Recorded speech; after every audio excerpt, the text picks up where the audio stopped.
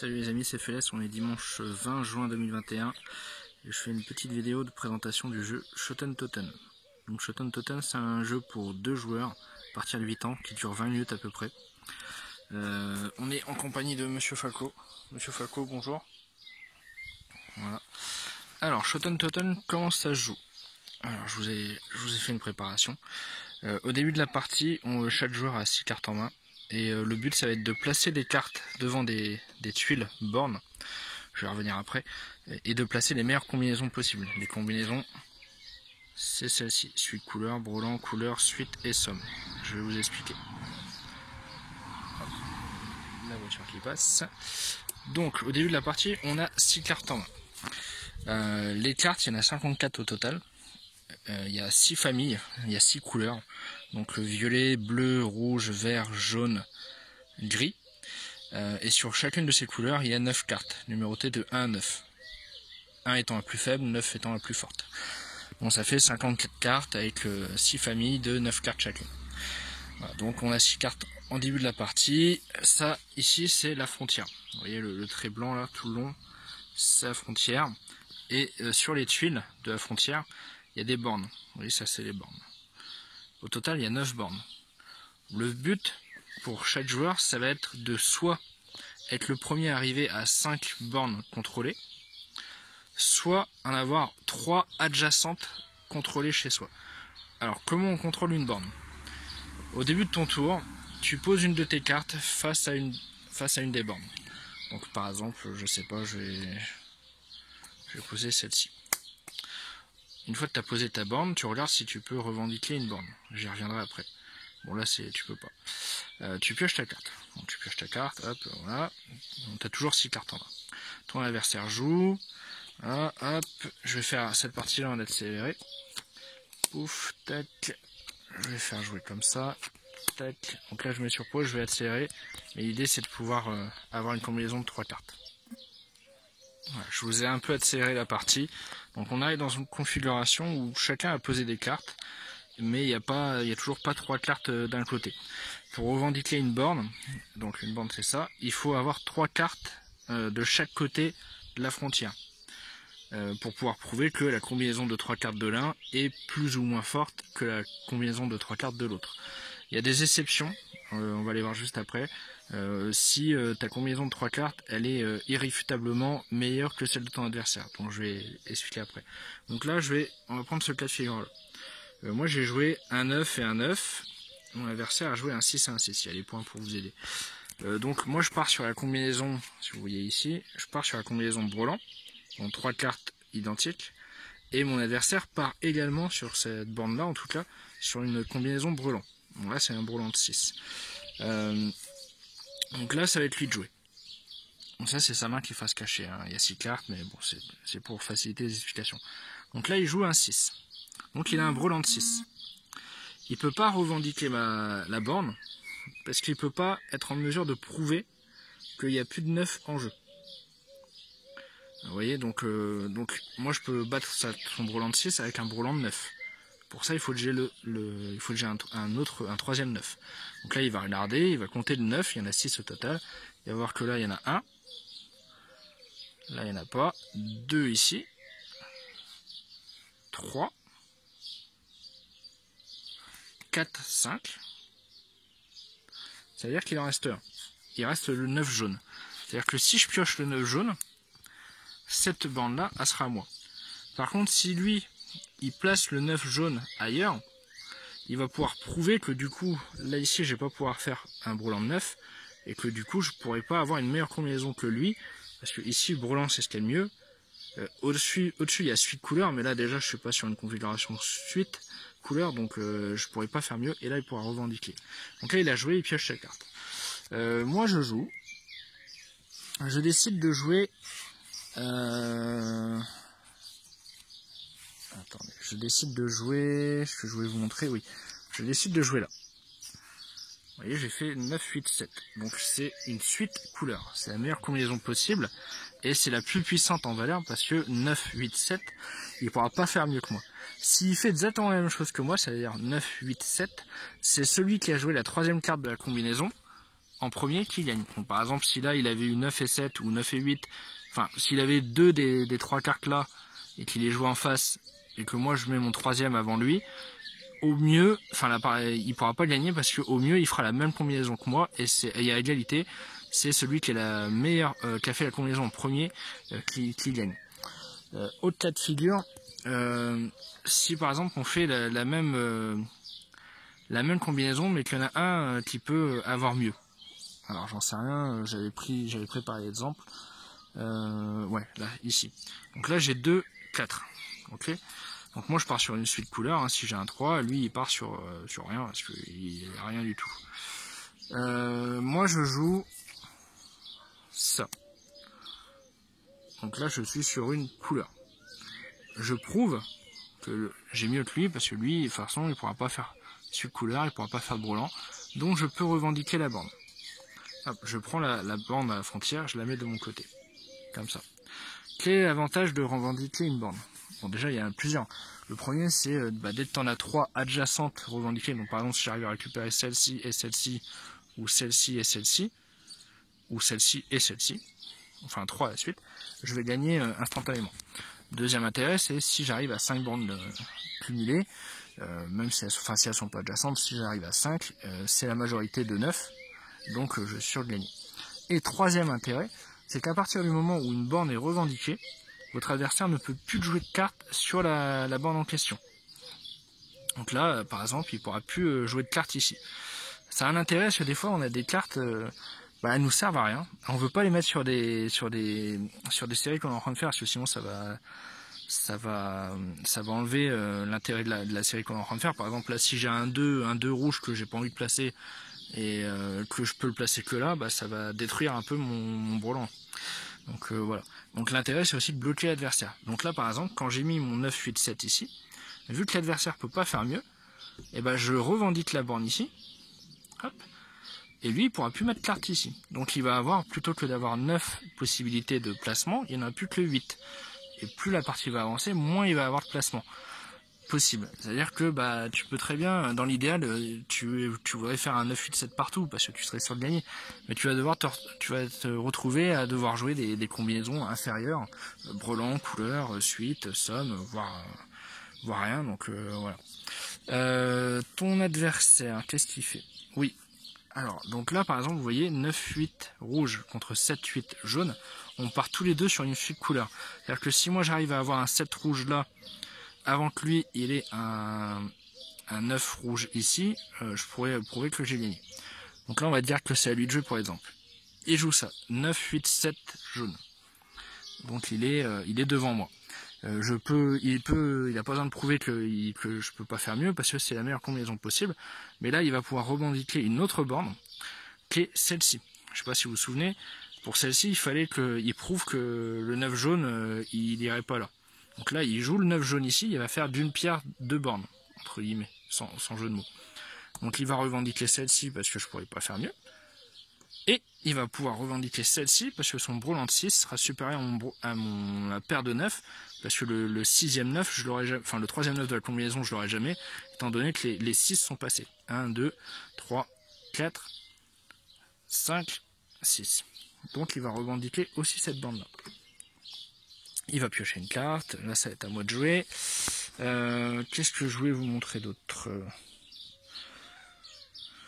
Oui, donc si à un moment donné il peut plus jouer, alors je sais pas pourquoi il ne pourrait plus jouer, parce qu'il peut plus se placer, tu continues, enfin vous continuez à jouer tout seul, jusqu'à ce que vous puissiez prouver que telle ou telle borne, c'est irréfutable que l'un ou l'autre l'est, et jusqu'à ce qu'il y en ait un qui ait 3 d'affilée ou qu'il y en ait 5 d'affilée.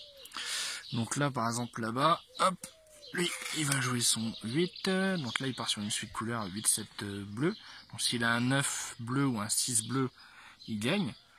Sauf que, moi, ici, je pars sur un brelan de 4, ok. Donc si j'ai un 4, je gagne. Lui, ici, je sais déjà, en regardant le plateau, qu'il ne peut pas avoir ni le 6, parce que le 6, il est là, ni le 9, parce que le 9, il est là. C'est-à-dire qu'au mieux, il fera couleur. C'est-à-dire qu'au mieux, couleur, c'est inférieur au brelan. C'est-à-dire que moi, si j'arrive à choper le 4, je suis sûr de gagner et je pourrais revendiquer la bande. Le 4, est-ce qu'il y en a encore? Oui, il y en a encore un. Donc hop, on va dire que je pioche une carte à ma fin de mon tour. Hop, hop, tiens, je pioche le 4, très bien. Je le mets là. Et là, je revendique à coup de manière irréfutable que mon brelan de 4 sera supérieur à ça. Parce que là, il ne pourra ni faire brelan de 7, ni brelan de 8, ni brelan de 9, forcément, vu qu'il y a déjà 2 cartes de placées. On a vu qu'il ne pouvait pas faire le 7, 8, 9 bleu, parce que le 9 est déjà là. On a vu qu'il ne pouvait pas faire le 8, 7, 6 bleu, parce que le 6, il est là. Et après, on a vu que il pouvait éventuellement faire une couleur, mais que c'est inférieur au brelan. Donc, je revendique cette bande-là. Pour l'instant, donc, on est à 3 bandes chez moi, 2 bandes chez lui. Lui, il va jouer, hop, il va jouer ici. Donc même principe, 9, 8, 7 suite couleur, c'est la meilleure combinaison possible. Il va récolter cette bande là, on est à 3 partout, pas de souci. Ici, alors, tac tac tac, non c'est pas celle-là que je voulais vous montrer. Non, je vais faire ça. Donc là voilà, là j'ai fait une suite ici, 1, 2, 3, une suite dépareillée. Lui il part sur un 2 et un 4. En jouant le 3, je lui montre que lui il peut pas faire la suite couleur 2, 3, 4. Par contre il peut encore faire couleur. Couleur que ça soit avec le. Il reste le 1 gris et le 5 gris sur le plateau. Ou alors il peut aussi faire une autre suite dépareillée, donc avec un 3 d'une autre couleur. Et du coup c'est ce qu'il va faire, on va vous montrer. Donc là on a tous les deux une suite dépareillée. Et moi j'ai 1, 2, 3, ils sont pas de la même couleur. Et lui il a 2, 4, 3, pas de la même couleur. À combinaison égale, à catégorie de combinaison égale, donc catégorie pour moi c'est somme, suite, couleur, brelan, suite, couleur. Oui, enfin somme, suite, couleur, brelan, suite, couleur, donc il y a 5 catégories. À catégorie égale, donc là par exemple on est tous les deux sur la suite, 2, 3, 4. C'est celui qui a la somme des cartes, la somme des 3 cartes la plus élevée qui gagne. Grosso modo, c'est celui qui a la combinaison la plus élevée qui gagne. Donc là, moi j'additionne.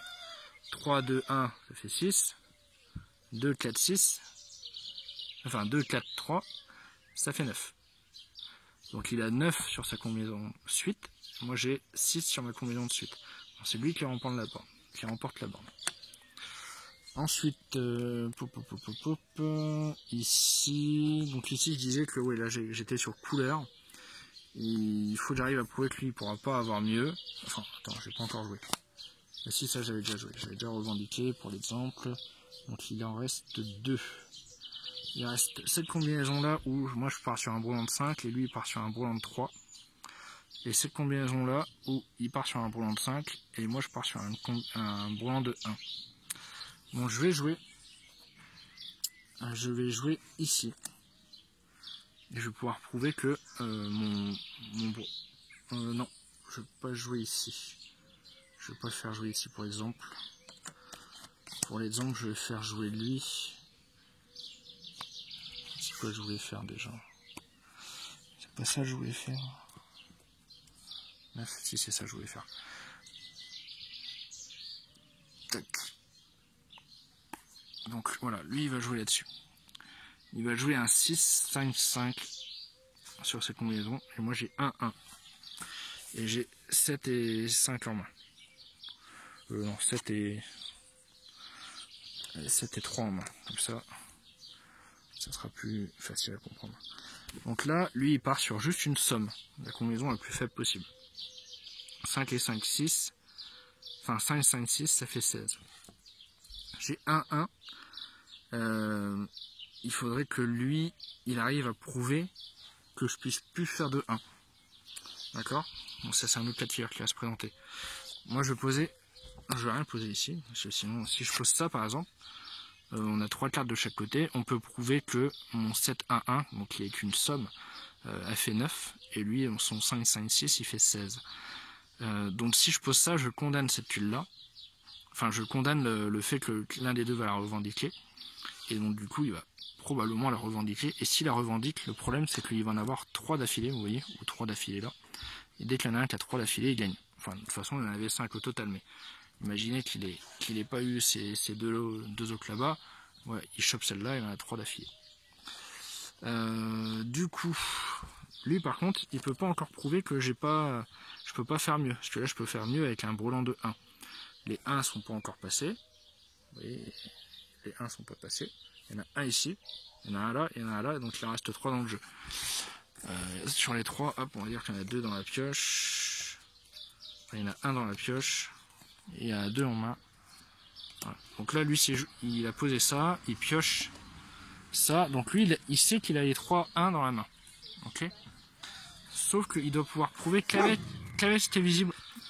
Donc il doit pouvoir prouver qu'avec les cartes qui sont révélées face visible sur le jeu, que je peux pas avoir une meilleure combinaison que lui.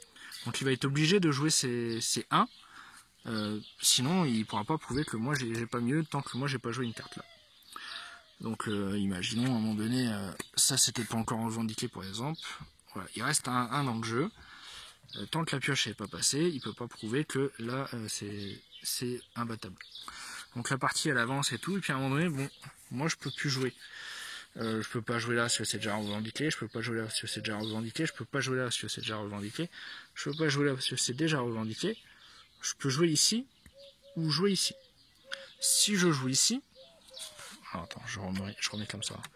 Si je joue ici, on a dit qu'on condamnait cette bande là parce que on va devoir montrer laquelle des deux est la plus forte, et c'est lui qui va la remporter, il va avoir 3 à la suite et il va gagner.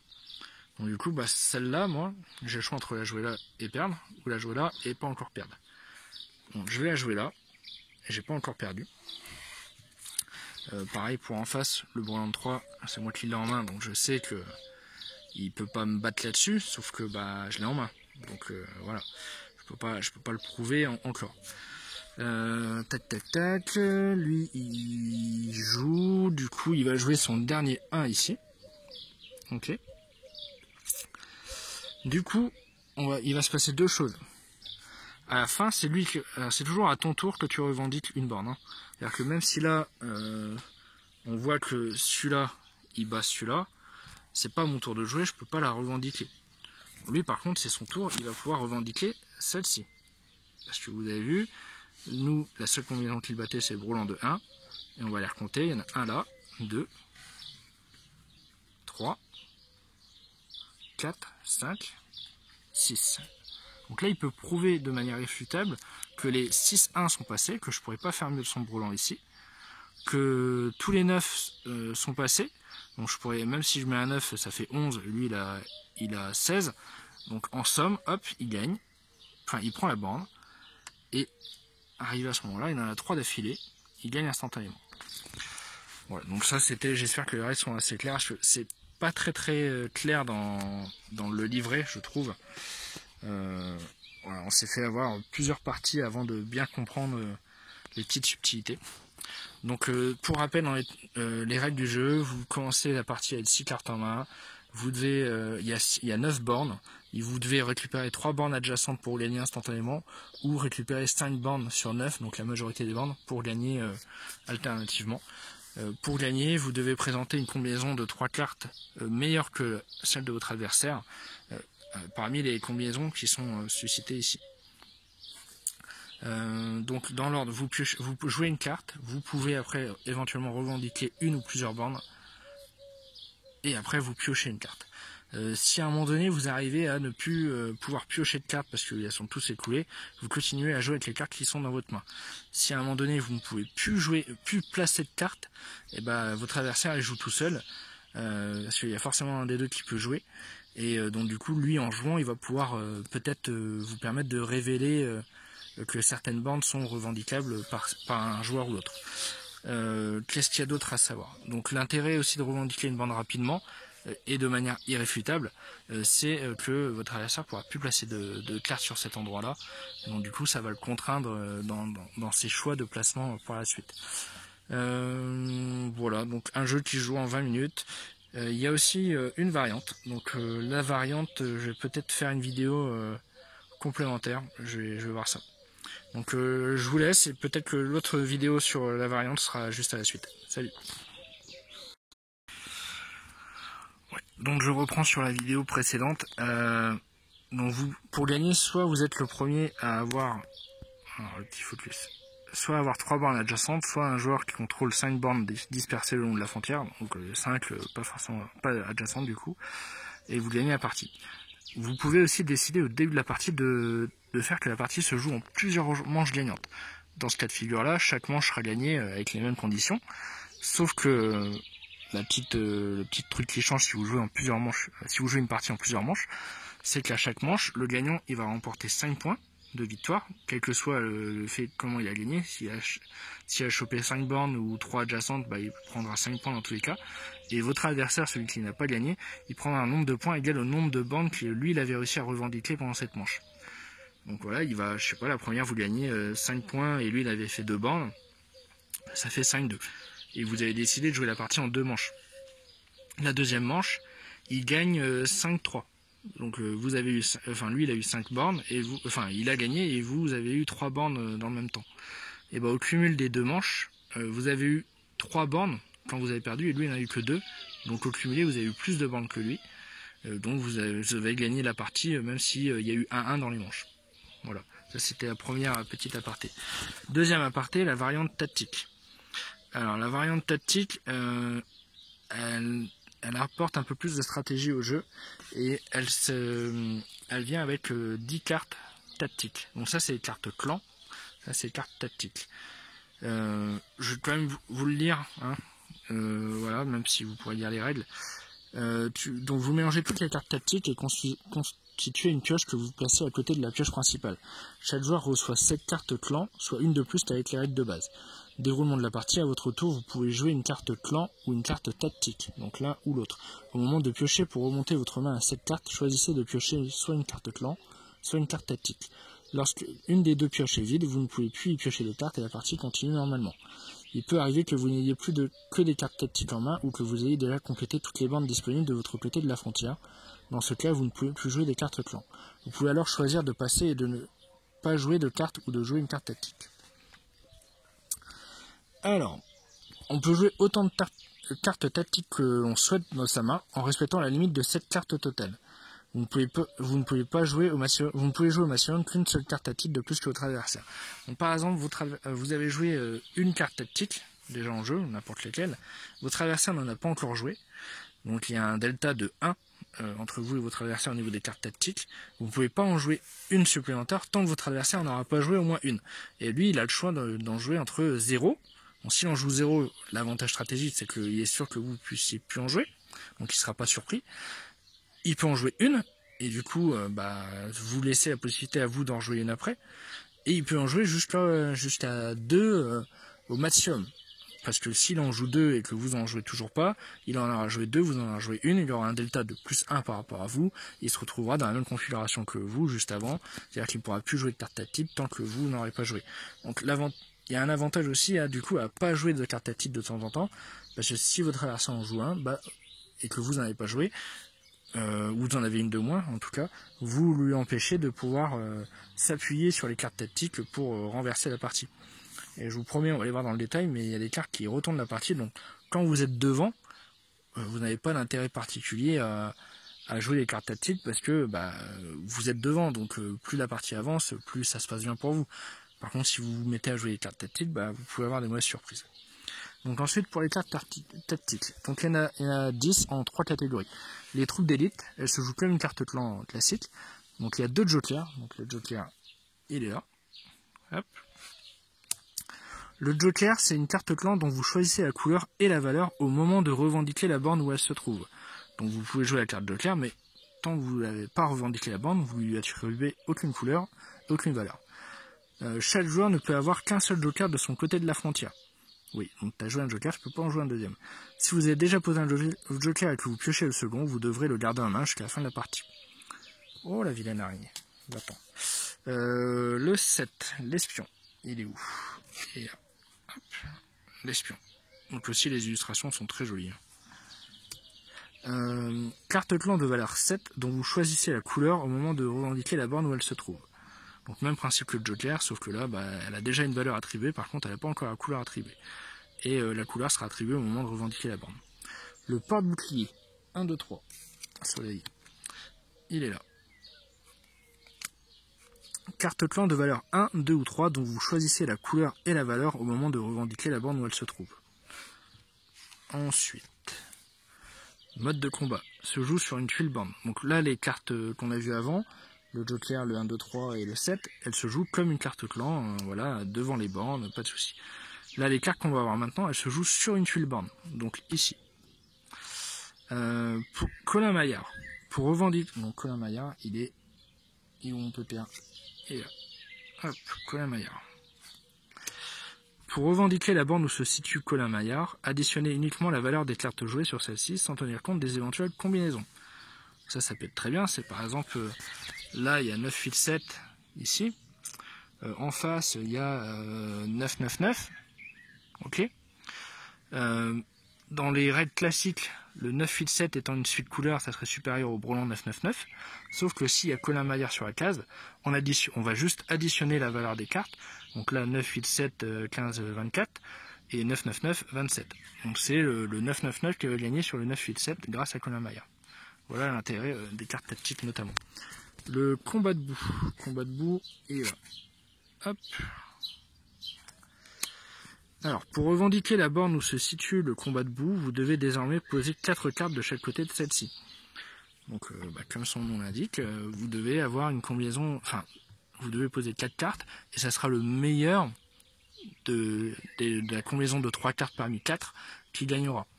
Donc, je sais pas, par exemple, là, je suis comme ça, et là, c'est comme ça. Par exemple. Donc 9, 3, 2, 1, ma meilleure combinaison sur les 4 cartes, c'est ma suite dépareillée 1, 2, 3. Et lui, la meilleure combinaison sur le 2, 4, 3, 9, c'est aussi une suite dépareillée 2, 4, 3. Et on avait vu que dans ce cas de figure-là, on additionnait la somme des cartes à la combinaison égale, à la catégorie de combinaison égale.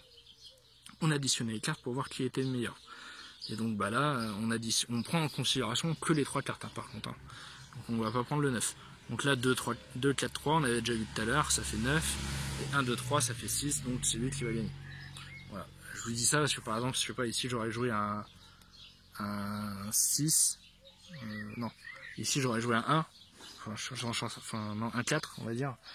J'aurais joué un 4 ici. Hop, je prends un 4. Où est-ce qu'il y a un 4? Ça, je vais vous expliquer la petite subtilité. Hop. J'aurais joué un 4 et là un 9. Vous voyez, donc c'est pas la combinaison égale, j'additionne pas les 4 cartes par rapport aux 4 cartes d'ici. Bon, je vais pas compter si ça faisait mieux, mais c'est vraiment que les 3 cartes parmi les 4. Voilà, j'espère que c'est clair sur ce point-là. Alors, les ruses se jouent face visible à côté de la pioche. Pour jouer une carte tactique ruse, réalisez son action, puis déposez la face visible à côté de la pioche. Cette nouvelle pile de cartes constitue la défausse. Vous pouvez regarder à tout moment ce qui se trouve dans la défausse.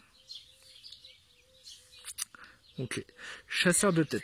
Chasseur de tête, il est ici. Alors on n'a pas beaucoup joué avec les tactiles pour l'instant, tant qu'on ne maîtrisait pas les subtilités des règles du jeu de base, on voulait pas faire de bêtises. Et ça change quand même pas mal de choses les tactiques. Voilà, c'est celui-là. Chasseur de tête, piochez 3 cartes d'une seule ou des 2 pioches, donc la pioche clan et la pioche tactique. Choisissez 2 cartes parmi toutes celles de votre main et placez-les en dessous de la pioche correspondante. Donc tu pioches 3 cartes parmi les 2 pioches. Tu choisis 2 cartes parmi toutes celles de ta main et tu en places en dessous. Ok. En gros, tu pioches 3 cartes et tu en reposes 2 de tes pas en dessous. Enfin, tu en pioches 2 de ta main, pas les 3 que tu as pioché en dessous. C'est bien, ça permet de se débarrasser de cartes un peu encombrantes dans la main. Le stratège. Hop là. Ici. Alors, choisissez une carte clan ou tactique de votre côté de la frontière sur une borne non revendiquée. Placez la face visible sur une autre borne non revendiquée ou défaussez la face visible à côté de la pioche. Okay, donc ça permet de faire migrer une carte de face à une borne face à une autre borne ou face à des fosses pour pouvoir libérer un emplacement devant une borne. Donc ça peut être intéressant, j'en sais rien, par exemple, là, ici, typiquement, ouais, je suis comme ça, lui je l'ai joué là avant d'avoir ça, parce que voilà, peut-être au début de la partie j'étais comme ça, vous voyez, finalement j'ai joué ça et ça, et puis le 7, je peux plus le récupérer, je joue lui, hop, je vais dire que le 7, donc là ça serait toujours pas, il faut pas que ça soit revendiqué ici, hein. Sur une borne non revendiquée. Donc là elle n'est pas revendiquée, là non plus, hein, ok, je joue mon Colin Maillard, mon stratège, hop, comme ça, et hop, lui je le mets là, boum, comme ça je revendique celui-là, sans souci, parce que ça c'est la meilleure combinaison, par exemple. Ensuite, Banshee. Banshee, c'est assez violent. Hop. Banshee, choisissez une carte clan ou tête titre du côté adverse de la frontière sur une borne non revendiquée et défaussez-la face visible à côté de la pioche. Bah ça c'est bien, ça peut faire péter, une carte directement en face. Alors quel intérêt ça pourrait avoir, je sais pas, imaginons celle-ci, il est comme ça, hop. Donc avant qu'il puisse avoir l'occasion de placer un 8 là et pouvoir battre ma carte, je sais pas, je vais faire, imaginons, voilà, je sais que le 6 est déjà passé, donc je vais faire Banshee, pouf, je vais faire péter le 9 ici, tac, et comme ça je suis à peu près sûr que il pourra pas faire, enfin je suis sûr qu'il pourra pas faire 7, 8, 9 de la couleur, parce que le 9 je lui ai fait péter, donc dans la défausse, excusez-moi. Et il pourra encore faire éventuellement un Broland 7 s'il veut, mais moi ça me laisse plus de chances de pouvoir finir ici. Voilà. Le traître, c'est le plus rigolo. Le traître, il est là. Hop. Alors, choisissez une carte clan du côté adverse de la frontière devant une borne non revendiquée et placez-la devant une borne non revendiquée de votre côté. Ça c'est très très rigolo. Ça permet de faire d'une pierre deux coups. Pareil, donc je sais pas où est-ce que je pourrais vous montrer ça. Comment je vous montre ça? Alors, imaginons je suis comme ça, tac, ça c'est comme ça, tac, ok. On va dire que ça c'est pas revendiqué, donc moi j'ai 6, 4, et lui il a 5, 2, 3. Ok. Je joue mon traître. Il est où mon traître? T'es où le traître? Il est là. Donc je joue mon traître. Pouf, et je vais dire que, donc là-bas on n'est pas revendiqué, je vais dire que je vais prendre ça chez lui, le 5 vert, pouf, et je vais venir le mettre ici.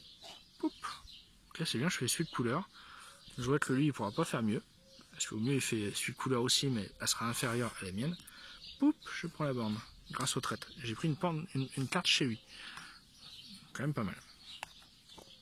Alors ensuite, qu'est-ce qu'il y a d'autre? Oui, donc ça c'est tout pour la partie tactique. Ça, vous voyez, ça change quand même pas mal de choses. Ça rend le jeu beaucoup plus compliqué, et beaucoup plus incertain aussi. Et donc il y a une dernière variante, la variante Esper. Donc je vous ai dit dans les règles de base, c'est tu joues une carte, tu revendiques éventuellement une ou plusieurs bandes que tu as, et tu pioches une carte. Voilà, c'est légèrement différent. Tu ne peux revendiquer, donc avec la variante Esper, je vais vous la lire, hein, si je vous la montre. Une fois familiarisé avec les règles décrites précédemment, vous aurez peut-être envie de corser un peu le jeu. Cette variante se joue selon les règles de base, à l'exception du changement suivant. Vous ne pouvez revendiquer une borne qu'au début de votre tour avant de jouer une carte. Cela permet de retarder la revendication d'une borne et de donner à votre adversaire la possibilité de retourner la situation en sa faveur en jouant une carte tactique. Voilà, tout est dit. Ouais, tout est dit dans la règle. Donc Shoten Toten, c'est un jeu que je recommande fortement. On a commencé à y jouer mardi pendant notre séjour à Nancy avec mon frère. On a fait déjà une trentaine de parties. On adore ça parce que ça se joue rapidement, c'est stratégique. Il y a plusieurs degrés de difficulté entre la version de base, l'ajout des cartes tactiques, plus la variante. Enfin voilà, c'est un jeu qui est vraiment très très bien et on aime bien le poker aussi et c'est agréable de retrouver un peu l'aspect poker mais de manière plus jolie et plus rapide. Et puis surtout il n'y a pas d'histoire d'argent ou de mise ou compagnie. Voilà, mais c'est un peu le principe d'un poker. C'est un poker plus placement de cartes. Voilà, plus placement de tuiles aussi. Parce que c'est pareil, il y a un intérêt stratégique. Ah oui, c'est ça que j'ai pas dit. Sur les petits points stratégiques. Alors je vais revenir là-dessus. Des petits conseils. Enfin, je sais pas si c'est des conseils, mais c'est ce qu'on a pu remarquer. Donc, on vous a dit tout à l'heure qu'il y avait 9 bornes. Okay. Donc je vais retirer toutes les cartes là, hop, ce sera plus clair. Hop, attends, voilà. Donc il y a 9 bornes, ok. On a dit que pour gagner, il fallait soit en faire 5, pas forcément à la suite, 5 sur 9, donc la majorité, soit 3 à la suite. Donc, la meilleure chose pour en avoir 3 à la suite, c'est de regarder lesquelles sont en correspondance avec d'autres. Par exemple, celle-ci, vous allez comprendre qu'elle est moins forte que celle-ci. Pourquoi? Parce que celle-ci, elle permet de faire une seule série de 3 qui sont ces 3-là. Okay, donc si je mets ma plus grosse combinaison ici, bah c'est pas très intéressant parce que cette borne là me permet de contrôler que cette combinaison de 3 là. Ok, vous allez peut-être voir où je veux en venir.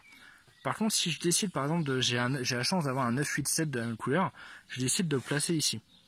Je vais avoir un contrôle beaucoup plus grand parce que cette borne là, elle contrôle la possibilité d'avoir 3 adjacentes ici, d'une part, ici, d'autre part, et ici, d'autre part. Donc celle-ci, elle contrôle 3 possibilités de tuiles de triplettes de tuiles de bornes adjacentes. Je ne sais pas si c'est clair. Celle-ci, on peut en faire que 3 comme ça. Vous voyez ces 3 là. Celle-ci, vous pouvez faire une comme ça et une comme ça. Ça fait 2. Vous voyez déjà que celle-ci est plus forte que celle-là. On suit le raisonnement. Celle-ci, elle permet de faire cette combinaison-là, cette combinaison-là, cette combinaison-là. C'est-à-dire que si celle-ci, je la gagne, hop, je la revendique, je suis sûr que mon adversaire, il ne peut pas faire une série de 3 avec ces deux-là. Donc ces deux-là sont moins importantes pour moi à contrôler. Je suis sûr qu'il ne peut pas faire de série de 3 avec celle-ci et celle-ci, parce que j'ai celle-ci. Je suis sûr aussi qu'il ne peut pas faire de série de 3 avec celle-ci et celle-ci, parce que j'ai encore celle-ci. Donc j'ai plus que celle-là, celle-là, celle-là et celle-là à contrôler, pour être sûr qu'il ne puisse pas gagner en combinaison de 3. Et donc là, pareil, là il me suffit juste de contrôler celle-ci ou celle-ci. Alors dans l'idée, on va partir sur celle-là. Hop. Je contrôle celle-ci, je suis sûr qu'il ne peut plus faire de combinaison de 3 d'affilée pareil avec la même raison que tout à l'heure. Et puis j'aurais plus qu'une des deux à contrôler, donc par exemple je contrôle celle-ci. Voilà, là j'en ai 3. Avec ces 3-là, sur les 6, je suis sûr qu'il ne peut plus faire de série de 3. Donc là il faut juste que sur les 6 il en gagne 5. Voilà. Donc statistiquement on est quand même mieux positionné pour gagner. Sans compter que dans cette configuration là, donc pour moi c'est les 3 bandes les plus importantes, celles que je viens de vous montrer. La troisième en partant du début, la troisième en partant de la fin, et celle au centre. Bon, celle au centre étant la plus pertinente je pense. Parce que là maintenant je me retrouve dans une configuration où si je chope celle-ci ou celle-ci, je gagne instantanément. Parce que je génère directement une série de 3. Vous voyez? Ça c'est le premier intérêt. Il y a des bandes, comprendre qu'il y a des bandes qui sont plus stratégiques que d'autres. Après dans les stratégies, vous pouvez avoir une stratégie très agressive, ça veut dire mettre, hop, vous êtes comme ça, donc qui en plus ça peut être complémentaire avec la stratégie de contrôle des bandes, ça peut être de tout mettre sur par exemple ces 3 là. Ouais, pour vous manier les fesses d'avoir les 3, alors que lui il en est 5.